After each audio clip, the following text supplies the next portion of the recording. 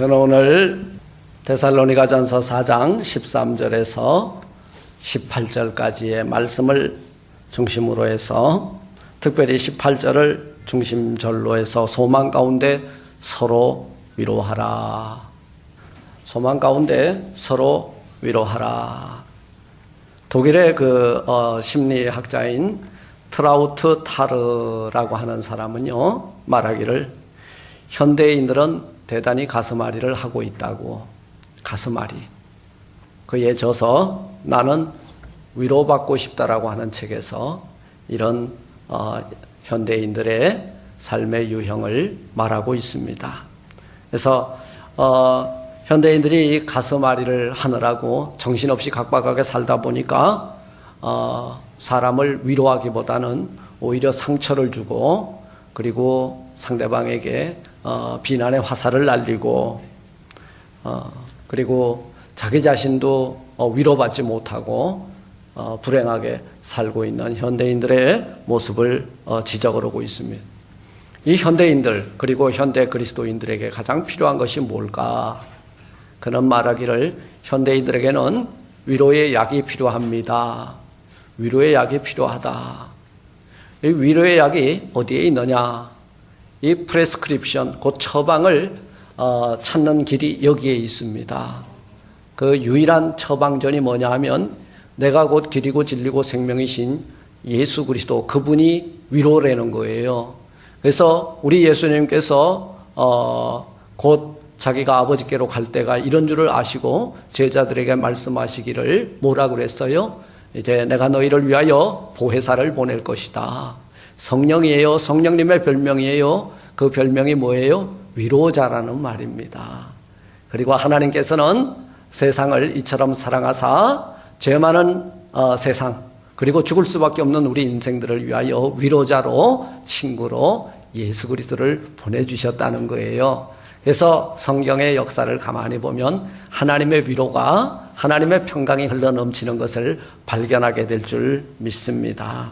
사랑하는 성도 여러분, 오늘 나는 위로받고 싶다라고 하는 이 책에 그 독일의 그 트라우트 타르가 기술한 것을 제외하고 우리는 하나님의 말씀 속에서 진정한 현대인들이 고독하고, 그리고 절망, 그리고 불행하고, 그리고 가슴앓이를 하는 현대인들에게 꼭 필요한 그 치유의 말씀, 위로의 말씀을 듣는 가운데 여러분들이 내가 위로받고 내가 위로받은 자는 남도 위로할 수 있는 그런 자리에 우뚝 서시기를 주님의 이름으로 축원을 드립니다. 사랑하는 성도 여러분, 사도 바울은 죽음 앞에 두려움에 떨고 있는 데살로니가 교회와 및 오늘 이 현대 교회에 이 편지를 보내고 있습니다. 너희는 여러 가지 말로 서로 위로하라 그랬는데요, 어떤 말로 위로할 것이냐? 제가 일부 때도 말씀을 드렸는데, 불신자의 장례식에 가보셨어요? 불신자의 장례식에 가면 할 말이 없더라고요. 이거 죽은 사람 앞에서 좋은 데 갔을 거예요. 살아있는 자들을 위로하겠습니까? 좋은 데 갔다고 막연하게, 여러분 사실은 이게 거짓말하는 거예요. 그가 좋은데 어떤데요? 하긴 좋은 데 갔을 수 있어요.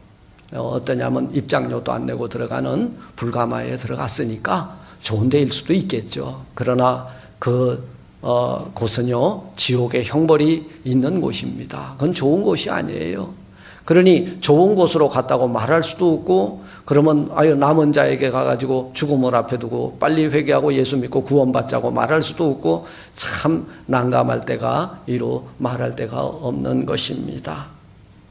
사랑하는 성도 여러분, 죽음을 맞이하게 되면 나는 어떡할 것인가? 데살로니가 교회에 많은 사람들이 우리 예수님께서 부활하시고 그리고 승천하셨는데 이제 남은 자들로서, 그죠? 죽음은 어떻게 되지? 두려움이 있었을 거예요. 여기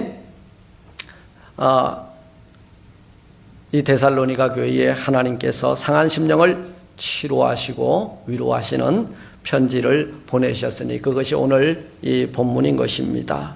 사랑하는 성도 여러분, 예수님께서는요 하늘 보좌를 버리시고 낮고 천한 이 땅에 오셔서 우리의 친구가 되셨고 우리의 위로자가 되어 주셨습니다.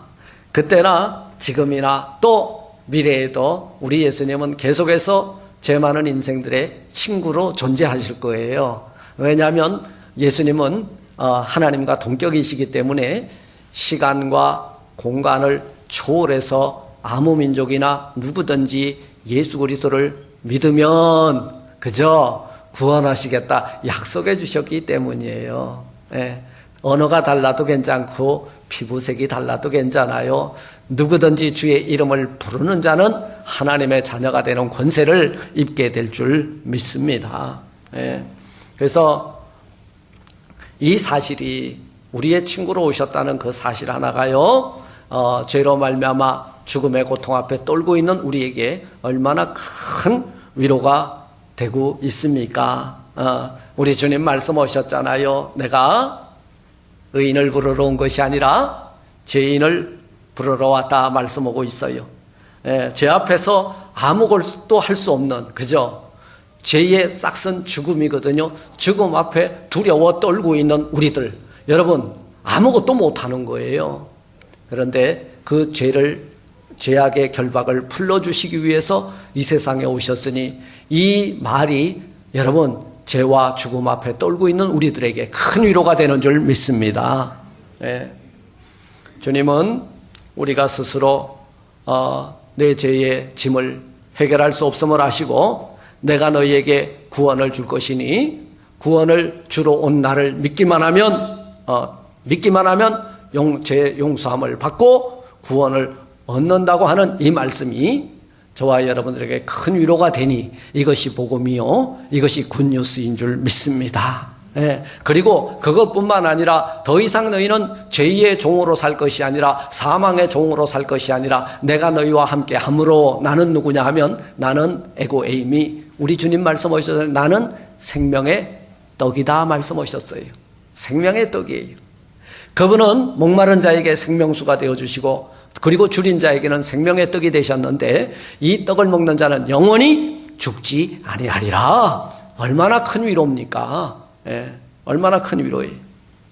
그래서 우리 예수님의 말씀 한 말씀이 이 상한 심령과 어찌할 바를 알지 못하는 저와 여러분들과 그리고 죄짐을 지고 고통받는 여러분들에게 그리고 죽음 앞에서 떨고 있는 여러분들에게 큰 위로와 소망이 되시기를 주님의 이름으로 축원을 드립니다.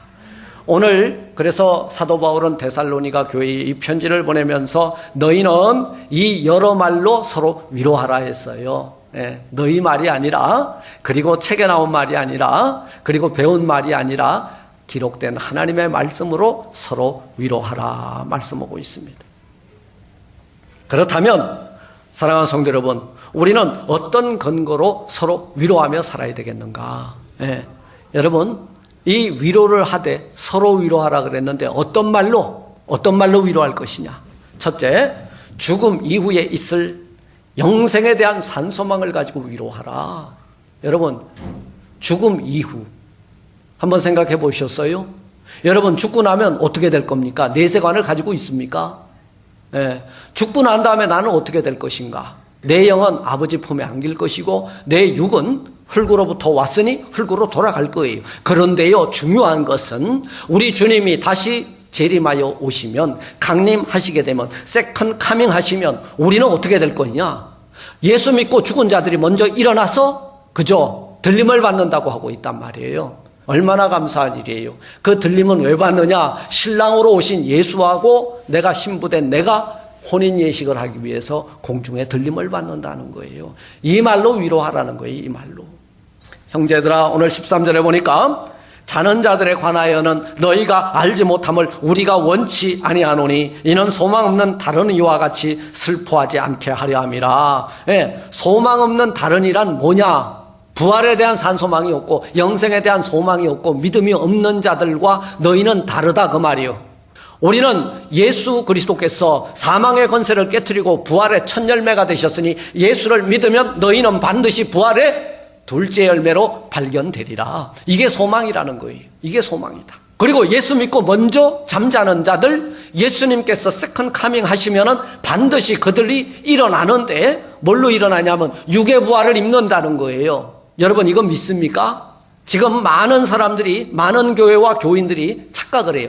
우리 영은 영생하고 영원 불멸. 여러분, 예수님이 사람의 몸을 입고 이 세상에 오셔서 우리의 죄짐을 끌어주셨고, 그죠? 그리고 사망의 권세를 깨트리시고 부활의 첫 열매가 되셨잖아요. 우리도 부활합니다. 할렐루야. 이것을 믿는 게 기독교 신앙이에요. 이걸로 위로하라는 거예요. 이걸로.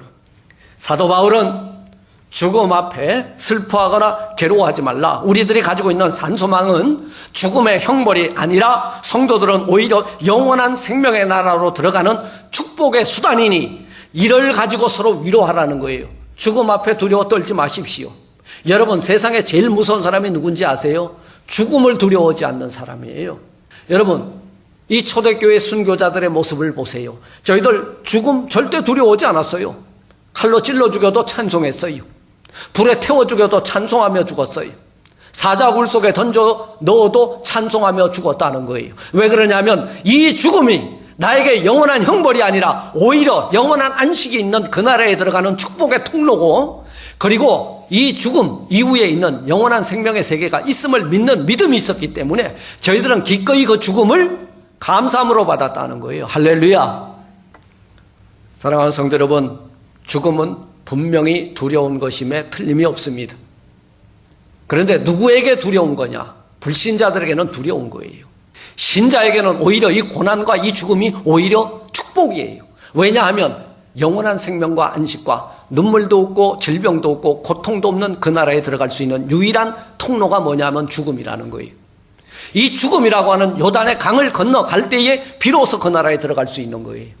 그리고 성도의 죽음은 그래서 저주가 아니고, 그리고 슬픔이 아니고 고통이 아니라 오히려 수고와 무거운 죄짐이 끌어지고 다 내려놓고 여러분 홀가분한 상태로 하나님의 품에 안기는 축복의 순간이라는 거예요.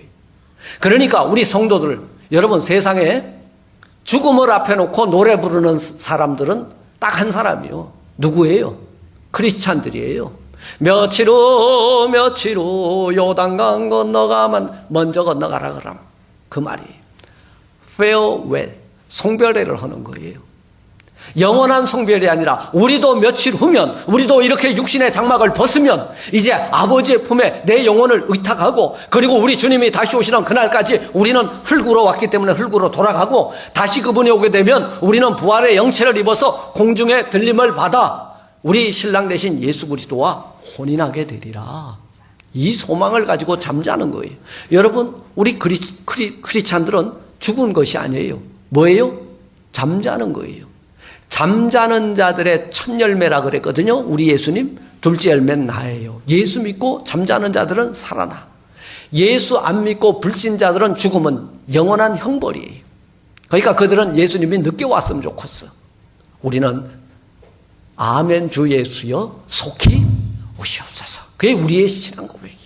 우리에게 있어서 죽음은 영생으로 진입하는 축복의 순간이니 죽음과 삶의 경계선에서 주저함이나 두려움이 없을 거예요. 우리에게 여러분 죽음 이후에 있을 내세가 기대가 되기 때문에 소망이 있는 거예요. 영생은 이것이라고 요한일서 5장 11절로 13절은 증거하고 있잖아요. 증거는 이것이다. 하나님이 우리에게 영생을 주신 것과 이 생명이 그의 아들 안에 있는 그것이니라. 아들이 있는 자에게는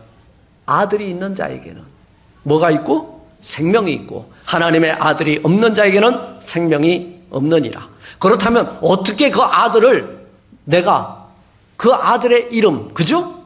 아들이 있는 자에게는 생명이 있다 그랬는데, 그럼 나에게 그 생명, 영원한 생명이 있게 하려면은 영원한 생명으로 오신 예수 그리스도를 믿음으로 아멘으로 받아들이라는 거예요. 그러면 그 여러분 심령 안에 영원한 생명의 나라가 우뚝 서게 될 줄 믿습니다. 성경의 기록의 목적은 이것이라 그랬어요. 두 번째로 어떤 말로 서로 위로하라? 예수 그리스도의 부활의 역사적 사실을 가지고 서로 위로하라. 부활의 역사적 사실을 가지고 위로하라. 많은 사람들이 예수님의 고난까지는 인정을 해요. 그런데요, 죽음까지도 인정을 해요. 그런데 부활에 대해서는 믿지를 못해. 사실 이 부활이라고 하는 것은요, 우리 인간적인 사고의 범위 안에서는 도무지 해석 불가, 도무지 이해 불가, 도저히 수용 불가한 거예요. 그런데 믿음의 눈을 탁 뜨게 되면, 듣는 귀가 열리게 되면, 여러분, 부활을 역사적 사실로 내 심령 가운데 아멘으로 받아들이고 인정하는, 여러분, 부활신앙을 소유하게 될 줄 믿습니다. 내가 가지고 있는 이 부활의 신앙을 가지고 서로 위로하라는 거예요. 나를 믿으면 죽어도 살겠고 살아서 나를 믿는 자는 영원히 죽지 아니하리라. 나는 부활이요 생명이니. 여러분, 부활이기 때문에 여러분 한번 생각해 보세요. 부활, 죽음 가운데서 다시 살아났으니 그 생명은 어떤 생명이요? 어떤 생명? 죽음이 함부로 접근하지 못하는 영원한 생명이라는 거예요. 나는 부활이요 생명이니 나를 믿는 자는 죽어도 살겠고 죽어서 나를 믿는 자는 영원히 죽지 아니하리라. 안 죽어요. 이 부활의 역사적 사실로 서로 위로하라. 고린도전서 15장은 부활장인데요. 이 부활장에서 말씀을 합니다. 만일 죽은 자가 다시 사는 것이 없으면 그리스도도 다시 사신 것이 없었을 터이요. 그리스도께서 다시 사신 것이 없으면 너희의 믿음도 헛되고 너희가 여전히 죄 가운데 있을 것이요. 또한 그리스도 안에서 잠자는 자도 망하였으리라. 잘못 믿었다는 거예요. 키포인트예요. 뭐가 키포인트냐? 예수 그리스도를 믿고 잠자는 자들이 망하지 않았다는 사실. 왜 그러냐면 예수님은 부활의 첫 열매가 되셨고 사망의 권세를 깨트려 부시고 이겼기 때문에 여러분, 예수 믿고 잠자는 자들, 망한 자가 아니라 흥한 자라는 거예요. 할렐루야. 만일 그리스도 안에서 우리의 바라는 것이 이 땅에 있는 것뿐이라면 모든 사람 가운데 우리가 더욱 불쌍한 자니라. 왜 그러냐면 이 땅에 있는 것을 추구하기 위해서 신앙생활을 한다면 여러분 제일 불쌍한 사람들이에요. 내세관이 없고 부활관이 없다면 여러분 제일 불쌍한 사람들이에요. 왜 그러냐면 지금 남들은 주일날이라고 공일날 쉬는 날 할 거 얼마나 많아요. 골프장에도 가야지, 낚시터에도 가야지, 하이킹도 가야지, 온천장에도 가야지. 할 거 얼마나 많아요. 지금 돈이 없어서 놀러 못 가나요? 아니요. 시간 없어 못 가요. 시간이 없어 못 가는 여러분들에게 가장 좋은 시간이 언제냐면 빨간 날, 주일날 하루 제끼면 최고거든요. 그런데 우리가 그런 것도 못하고 이 생에 잘되게 해달라고 이 땅의 것만 구하기 위해서 여러분 신앙생활 한다면 여러분 망한 사람들이에요. 가장 불쌍한 사람들이에요. 우리는 이 땅에 있는 것이 아닌 여러분 보이지 않지만 하나님의 나라와 그리고 영원한 생명과 영원한 안식에 대한 소망이 있고 부활의 둘째 열매가 되는 소망이 있기 때문에 우리는 날마다 하나님의 전에 나와 예배하고 서로 교제하고 서로 위로하고 돌보고 사랑하고 격려하는 그런 삶을 사는 줄 믿습니다. 사랑하는 성도 여러분, 사람의 말로 위로하지 마십시오. 오직 믿음의 말로 그리고 기록된 말로 성경의 말씀으로 서로 위로하심으로 두려움이 물러가고 참 평안이 흘러넘치는 위로의 사람들이 되시기를 주님의 이름으로 축원을 드립니다. 세 번째로 어떤 말로 위로를 할 거냐? 공중의 혼인잔치를 베푸신 신랑 예수 앞에 신부로 서게 될 것을 가지고 서로 위로하라. 혼인잔치의 주인공은 누가 뭐라고 해도 누구예요? 혼인잔치의 하이라이트, 신부, 하얀 드레스를 입은, 그죠? 제가 좀 불만이 있었어요. 결혼식을 하는데 어느 곳에 가든지 간에 신랑 대기실은 없더라고. 신부 대기실은 공주방처럼 꾸며놓고 말이야. 신랑은 왔다 갔다 하다가 그냥 들어오라 그러면 줄 들어가는, 그죠? 그런 모습인데 참 혼인잔치의 주인공은 신부구나. 여러분, 여기에서 우리 예수님께서 이 성경의 말씀을 통해서 우리에게 교훈하는 것은 공중에서 혼인잔치의 주인공이 누구예요? 혼인잔치를 베푸시는 이는 하나님이신데요. 그 신랑은 누구예요? 예수님인데요. 그 신부, 하이라이트를 받는 세마포옷을 입은 정결한 신부는 누구예요? 나예요. 한번 나 해보세요. 나다.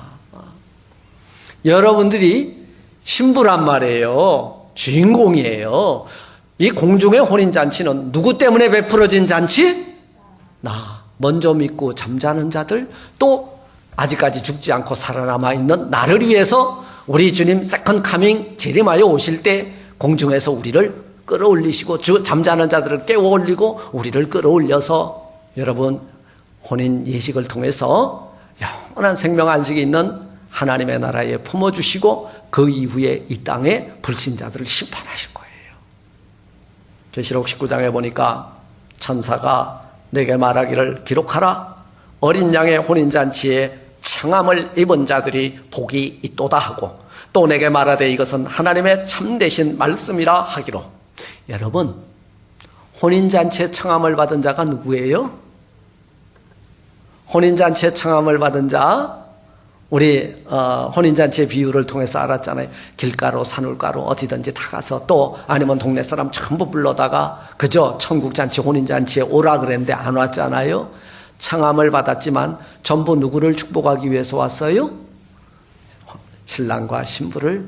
그죠? 그리고 혼인잔치에 청함을 받은 여러분들이 이 신랑 예수 앞에 신부로 서게 되는 거예요. 그래서 우리는 전부 세마포옷을 입고 신랑 예수 앞에, 그죠? 우리 주님의 재림의 그림들을 우리 간혹 보잖아요. 액자 같은 데서 보면 우리 세컨 카밍 재림하여 오시는 예수님 앞에 전부 아주 흰 옷을 입은 우리 성도들이, 그죠? 그리고 잠자는 자들이 일어나가지고 재림하여 오시는 예수님을 맞이하는 모습을 보게 됩니다. 그런데 이 청함은 누구에게만 유효하냐면 예수 믿고 잠자는 자들.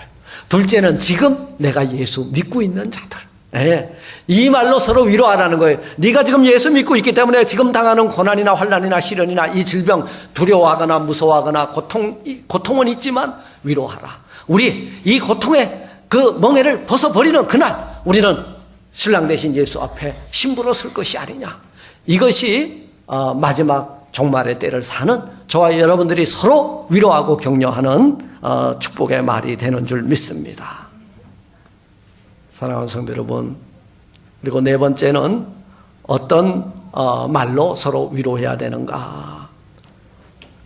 죄사함과 구원의 은총을 베푸신 예수님을 가지고 서로 위로하라. 죄사함과 구원을 베푸시기 위해서 예수님을 보내신 하나님의 사랑을 가지고 서로 위로하라. 성도 여러분, 죄는요, 인류에게 무엇을 갖다 줬어요? 죄가 항상 우리에게 딜리버리 해준 게 있다 그랬죠? 죄는 우리에게 사망을 딜리버리 해줬어요. 죄가 왜 들어왔어요? 하나님의 말씀에 불순종함으로 죄가 들어왔고, 죄가 쑥쑥 자라서, 그죠? 죄가 장성하여 우리에게 뭘 공급해 줬어요? 사망에 이르게 했다는 거예요. 절망이죠. 그러나 믿음은요, 우리에게 무엇을 공급해 주었느냐? 믿음은 죄의 싹신 사망의 종로로 타고 있는 우리 인류에게 죄사함의 은총과 구원의 선물을 가져다 주었다는 거예요. 더불어 보너스로 영생을 주셨으니 이런 말로 서로 위로하라. 오늘 사도 바울은 데살로니가 교회에 이 편지를 보내면서 말씀을 하고 있는 거예요. 죄의 문제로 고통당하고 있는 사람에게 죄의 사함이란 여러분 얼마나 놀라운 일이고 얼마나 감사한 일인지 몰라요. 우리가 육신으로 말미암아 죄를 지었잖아요. 그죠? 그러면 어디 가요? 제1에 가잖아요. 제1에 갔는데 그만 고등법원 대법원에 가서 판결을 받았어. 가만 판결을 보니 당신은 무죄요. 이보다 더 기쁜 일이 어디 있어. 그죠? 이 10년 구형을 받았는데 갑자기 무죄가 된 거예요. 이보다 더 기쁜 일이 어디 있겠어요. 죄의 문제로 고통당하고 있는 사람에게 죄사함의 은혜가 있음을 여러분 말해주고 이 말로 서로 위로하고 마음에 믿어 의에 이룰 수 있는 복음의 말씀으로 서로 위로하며 살아가는 하나님이 보시기에 합당한 성도들의 삶을 살아나가시기를 주님의 이름으로 축원을 드립니다.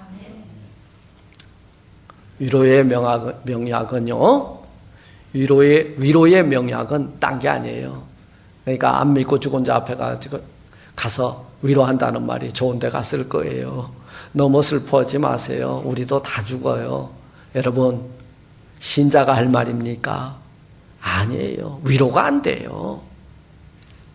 그저 할 말이 없거든요. 아무 말 해줄 말이 없거든. 가서 눈물이나 줄줄 흘리세요. 왜 우냐고 오히려 그쪽에서 위로하거든. 예수 안 믿고 죽으면은 어떡하나 불쌍해서 울었어요. 위로의 명약은 죄사함과 구원과 영생, 부활에 대한 소망, 저 천국이 담겨져 있는 생명의 말씀인 줄 믿습니다. 이것이 위로예요. 이 약을 먹는 자는 영원히 죽지 아니하리라. 오늘 18절 말씀해 보니까 그러므로 이 여러 말로 서로 위로하라. 어찌 보면 오늘 키벌스인데요. 키워드는 위로입니다. 키벌스는 이 여러 말로 서로 위로하라. 그러므로라 그랬어요. 위로는 일방적인 것이 아니에요. 우리 히브리서에 기록하고 있잖아요. 서로 돌아보아 사랑과 선행을 격려하며 모이기를 피하는 어떤 사람들의 습관과 같지 아니하고, 그죠? 예. 여러분, 모이기를 피하는 사람들에게 가가지고 위로하고 격려하고, 또 우리는 서로 돌아보아 사랑과 선행의 말로 격려하고, 이게 위로거든요. 여러분, 누가 위로자로 살아갈 수 있겠습니까? 그것은 믿음을 가진 사람만이 위로할 수 있어요. 그리고 영생에 대한 소망이 있는 사람이 위로할 수 있고요. 내세에 대한 확신이 있는 사람이 위로할 수 있는 거예요. 예. 여러분, 죽음 앞에 떨고 있는 사람 앞에 여러분, 죽음에 대한 두려움이 없고 부활에 대한 소망이 있는 사람이 가게 되면요, 생명을 공급해 주는 거예요. 그러니까 그게 위로가 되죠. 우리 권사님들 참 위로를 잘해요. 예. 위로를 잘하더라고. 위로해도 듣지 아니하거든 때때로는 엄하게 꾸짖기도 하고. 왜 그래요? 성령이 여러분 심령 안에 있다면 성령님의 별명은 컴포트 위로자거든요. 성령이 있으면 성령이 말하게 하심을 따라 말을 하세요. 그러면 여러분들 수많이 죄 때문에 죽어가는 영혼들이 위로를 받게 될 줄 믿습니다. 위로의 몸짓 하나 소개하고자 합니다. 위로의 몸짓이 뭔지 아세요? 그저 아무 할 말이 없거든요. 상대방이 힘들고 어렵고 아프고 좌절하고 그 다음에 분노에 쌓여 있으면요, 가만히 끌어다가 아들이건 딸이건 아니면 친구건 아니면 남편이건 아내건 사랑의 품에 품어주세요. 허그하세요. 위로의 몸짓이에요. 100마디 말보다 낫습니다. 그리고 지치고 힘들어 있는 사랑하는 가족이나 친구 어깨를 다 감싸 안아주세요. 이게 위로입니다. 그리고 서로 손을 꼭 붙들고 함께 기도해 주세요. 이게 신뢰의 손을 잡는 거예요. 그리고 하나님의 말씀으로 서로 위로하십시오. 2013년 남은 시간 이제 몇 달 남지 않았습니다. 서로 위로받으며 위로하며 위로자로 살면서 하나님께 영광, 하나님께 쓰임받는 우리 조이풀교회 성도님들 되시기를 주님의 이름으로 축복을 드립니다.